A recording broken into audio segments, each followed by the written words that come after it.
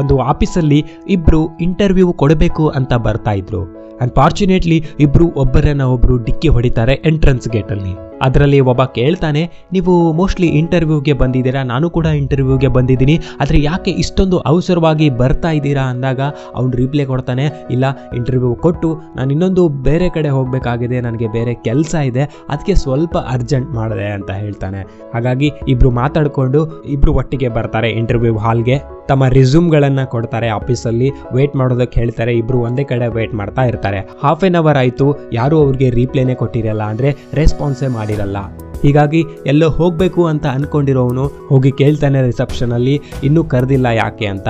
ಅವರು ಇನ್ನೊಂದು ಚೂರು ವೇಟ್ ಮಾಡಿ ಆಮೇಲೆ ಕರಿತೀವಿ ಅಂದಾಗ ಸರಿ ಅಂದ್ಬಿಟ್ಟು ವೇಟ್ ಮಾಡ್ತಾನೆ. 1 ಅವರ್ ಕಳೆಯುತ್ತೆ, ಆದರೂ ಅವ್ರಿಗೆ ಯಾರು ಕರೆಯೋದೇ ಇಲ್ಲ ಒಳಗಡೆ. ಹೀಗಾಗಿ ಸ್ವಲ್ಪ ಕೋಪ ಬರುತ್ತೆ ಅವನಿಗೆ. ಕೋಪ ಬಂದು ಕಿರ್ಚಾಡೋಕೆ ಸ್ಟಾರ್ಟ್ ಮಾಡ್ತಾನೆ. ನಾನು ಇಂಟರ್ವ್ಯೂಗೆ ಅಂತ ಬಂದಿರೋದು, ಇಲ್ಲಿ ಯಾರು ರೆಸ್ಪಾನ್ಸೇ ಮಾಡೋರಿಲ್ಲ, ನಮಗೆ ಬೇರೆ ಕೆಲಸಗಳು ಇರ್ತವೆ, ಬೇಗ ಇಂಟರ್ವ್ಯೂ ತಗೊಳ್ಳಿ ಅಂತ ಕಿರ್ಚಾಡ್ತಾ ಇನ್ನೊಬ್ಬ ವ್ಯಕ್ತಿಯನ್ನ ನೋಡಿ, ಏನು ನೀನು ಕೂಡ ಇಂಟರ್ವ್ಯೂಗೆ ಬಂದಿದೀಯಾ, ಆದರೆ ಆಫೀಸ್ ಅವರು ಇಷ್ಟೊಂದು ಲೇಟ್ ಮಾಡ್ತಾ ಇದ್ದಾರೆ, ನೀನು ಯಾಕೆ ಕೇಳ್ತಾ ಇಲ್ಲ ಅಂತ ಅಂದಾಗ ಆ ವ್ಯಕ್ತಿ ಅವನಿಗೆ ರಿಪ್ಲೈ ಕೊಡ್ತಾನೆ, ಇಲ್ಲಿ ಲೇಟ್ ಮಾಡ್ತಾ ಇರೋದು ಆಫೀಸ್ ಅವರೆಲ್ಲ, ಅರ್ಜೆಂಟ್ ಇರೋದು ನಿನ್ಗೆ ಅಂತ. ಯಾಕಂತಂದ್ರೆ ನೀನು ಮೊದಲೇ ಫಿಕ್ಸ್ ಆಗಿ ಬಂದಿದ್ದೆ, ಈ ಇಂಟರ್ವ್ಯೂ ಮುಗಿದ ತಕ್ಷಣ ನಾನು ಬೇರೆ ಒಂದು ಯಾವುದೋ ಅರ್ಜೆಂಟ್ ಕೆಲಸಕ್ಕೆ ಹೋಗಬೇಕು ಅಂತ. ಸೊ ಅದಕ್ಕಾಗಿ ಮುಗಿಸಿ ನಾನು ಹೋಗ್ತೀನಿ ಅನ್ನೋ ನಂಬಿಕೆಯಿಂದ ಬಂದಿದ್ದೆ. ಯಾವಾಗ ನಿನ್ನ ಆ ನಂಬಿಕೆಗೆ ದ್ರೋಹ ಆಯಿತು ಆವಾಗಲೇ ನಿನಗೆ ಕೋಪ ಬರ್ತಾ ಇದೆ ಅಂತ ಹೇಳ್ತಾನೆ.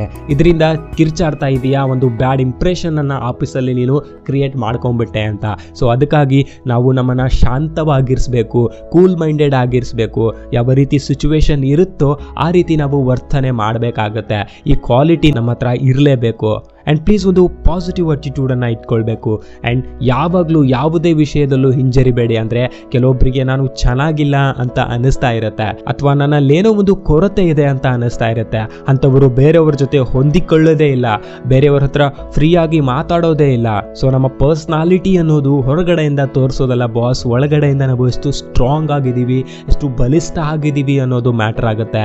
ನಮ್ಮ ಬಾಡಿ ಲ್ಯಾಂಗ್ವೇಜು, ನಮ್ಮ ಕಾಮನ್ ಸೆನ್ಸು, ಸಿಚುವೇಶನ್ಗೆ ತಕ್ಕಂತಹ ನಮ್ಮ ಬಿಹೇವಿಯರು ತುಂಬಾ ಮ್ಯಾಟರ್ ಆಗುತ್ತೆ ನಮ್ಮ ಪರ್ಸ್ನಾಲಿಟಿ ಡೆವಲಪ್ಮೆಂಟ್ಗೆ. ಯಾಕಂದರೆ ಹೊರಗಡೆಯಿಂದ ನೋಡೋದಕ್ಕೆ ಯೂಸ್ವಲ್ ಆಗಿ 2 ಕಾಲು 2 ಕಣ್ಣು ಮನುಷ್ಯನಿಗೆ ಎಕ್ಸೆಟ್ರಾ ಇದ್ದೇ ಇರುತ್ತೆ. ಒಳಗಿನಿಂದ ಎಲ್ಲರೂ ಒಂದೇ ಥರ ಇರಲ್ಲ.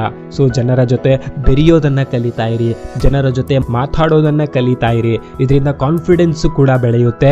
ಸೊ ಸಿಚುವೇಶನ್ಗೆ ತಕ್ಕಂತೆ ನಮ್ಮ ಭಾವನೆಗಳನ್ನು ಎಕ್ಸ್ಪ್ರೆಸ್ ಮಾಡೋದನ್ನು ಕಲಿಬೇಕು ಅಂತ ಹೇಳ್ತಾ ಹೋಪ್ ಈ ವಿಡಿಯೋ ಹೊಸದೊಂದು ಕಲಿಸಿದೆ ಅಂತ ಅಂದ್ಕೊಳ್ತೀನಿ.